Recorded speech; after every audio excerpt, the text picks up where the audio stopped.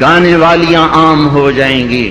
گانے والیاں ظاہرت کا ایک مطلب ہے کثرت ہو جائے گی، ہر طرف گانے بجانے. دوسرا مطلب یہ ظاہرت، گانے والیاں معزز میڈم کے لقب پائیں گی، فنکارہ کہلائیں گی، ایوارڈ دیے جا رہے. ناچنے والے گانے والے قومی ہیرو کہلائے جا رہے. ہائے ہائے، اس امت کا ڈوبنا مقدر ہو ہی جاتا ہے.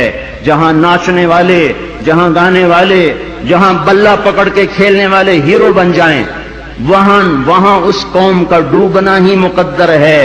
اس قوم کا ڈوبنا ہی مقدر ہے.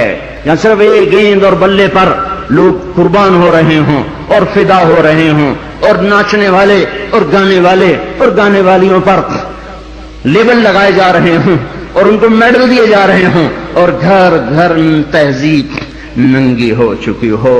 اور آج کا کیبل تمہیں کیا دکھا رہا ہے؟ کون سے ایبٹ آباد کا گھر ہے جہاں عزت کا دامن چاک نہ ہوا ہو، جہاں حیا کو اٹھا کے باہر نہ پھینک دیا گیا ہو، جہاں شرم و حیا کسی پہاڑ کی چوٹی میں جا کر دفن نہ کر دیا گیا ہو.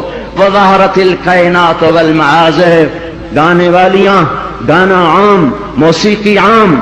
زلزلے آنے کے تین سبب ہیں: زنا، شراب، موسیقی.